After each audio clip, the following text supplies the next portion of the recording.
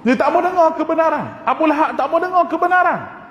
Kerana dia dengar kebenaran, dia tahu kebenaran, dia tidak akan menerima kebenaran oleh kerana ada kepentingan dan ketaksuban dalam jiwa dia.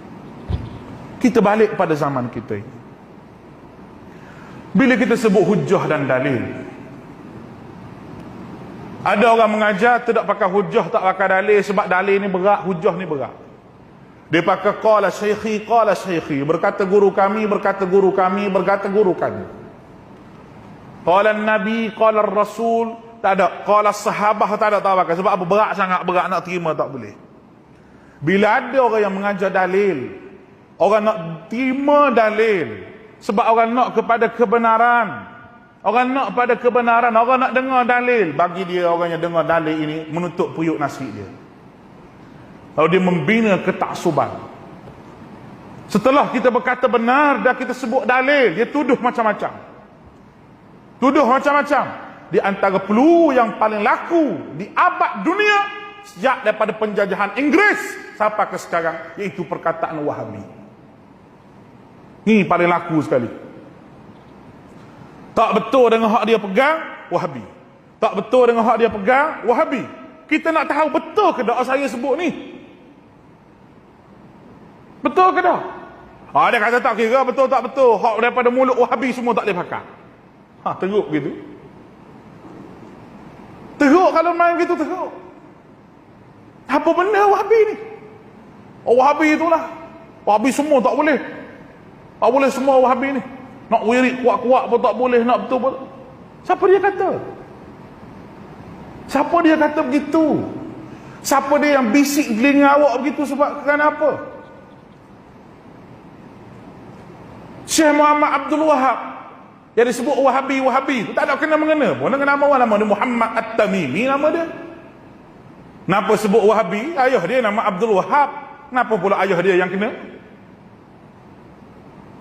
Nama pun bertukar dah dengan Abdul Wahab bin Rustum. Nama pun, sejarah pun tak reti dah. Sejarah pun tak reti dah. Orang kata Wahabi ni mari di mana? Kalau kita nak rujuk pada Syekh Muhammad bin Abdul Wahab, apa dia salah dia kepada masyarakat? Apa dia salah dia? Dia bunuh orang Islam. Apa benda salah dia?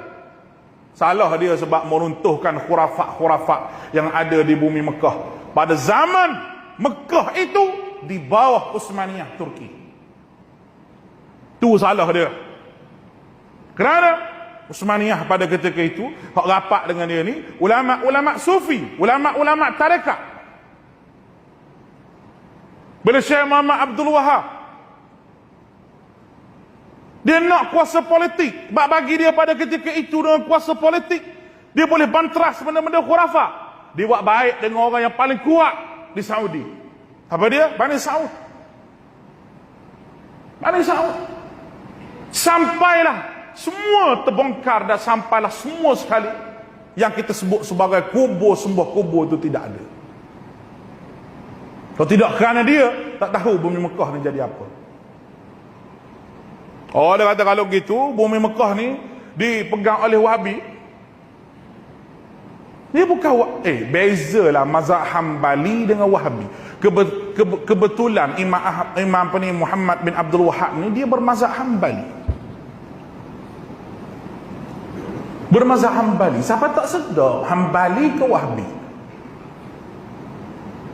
Sebab tu saya akan sebut banyak kali, kata masa kita duduk mengaji dulu, ni kata-kata tu guru lah ni saya sebut ni, tapi boleh pakai ni.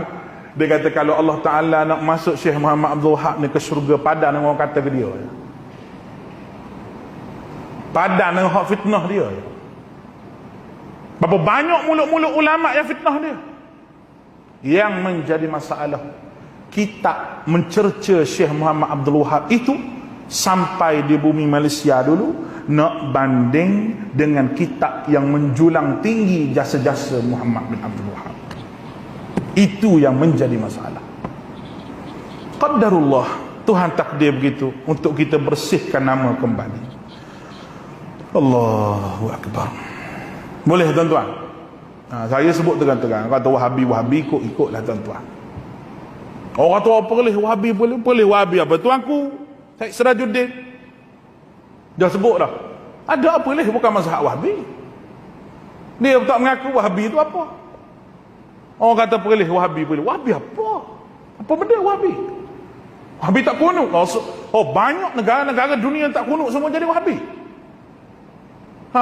Wahabi tak wirid kuat lepas sembahyang. Dan Nabi wirid kuat ke lepas sembahyang? Tanya hal tu dulu. Kalau tak kunut Wahabi, tak wirid kuat Wahabi.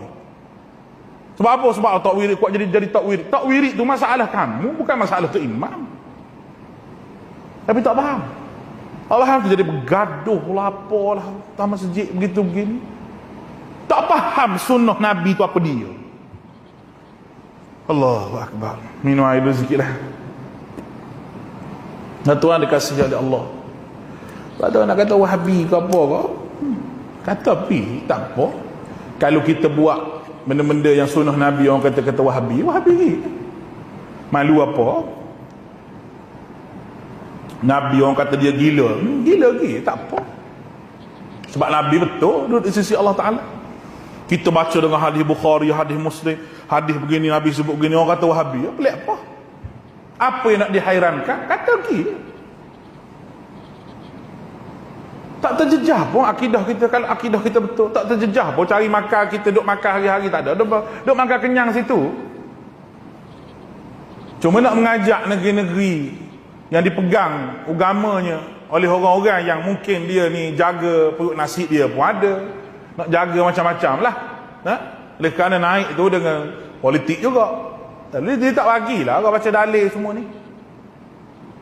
Kalau mengajar dalil sikit, tak boleh mengajar dalil. Kalau ustaz mari ajarlah apa pun tak ada dalil, ni baru betul.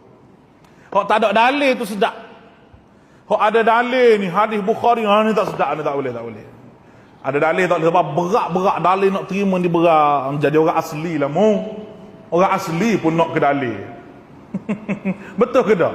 Orang asli pun nak ke agama pokok kita ada dakwah ni. Ni orang apa tak tahu. Dalil ni benda yang elok gini. Contohlah saya bagi. Tuan-tuan pergi Kedah dah. Pak cik, saya jual ikan hak ni. Ikan hak ni sama je harga, cuma dia hari je. Dia tikah hari je dua ni. Hak ni kemarin, hak ni hari ni. Hak kemarin tu mata merah sikit. Hak ni lah pak cik molek. Harga pun RM12 sekilo kata menu. Cuma hak ni tak apa molek. Kita nak pilih hak mana? Pilih hak molek. Sebab nak kenyang perut kita ni. Nampak ke tak? Kalau kita kata buat mari hak tak molek tu, saya memang suka makan hak buruk-buruk ni. Hak tu kan jual tu tengok atas bawah dia ni lebih pada ketumnya telang ni. Bukan setakat daun ketum ni, tunggu-tunggu ketum pun dia makan ni. Sebab dia antara hak elok dengan tak elok, dia nak hak tak elok. Kita kata hak ni hak Nabi. Nabi buat begini. Dalilnya begini. Hak ni hak Nabi tak buat. Nabi tak ajar begini. Mana boleh Nabi tak ajar begini, mana tahu. Hak ni khilaf ulama lah apalah. Nak ke ikan buruk juga. Dia tambah ikan hak baru naik atas buk ni. Jenis kucing kurak sungguh.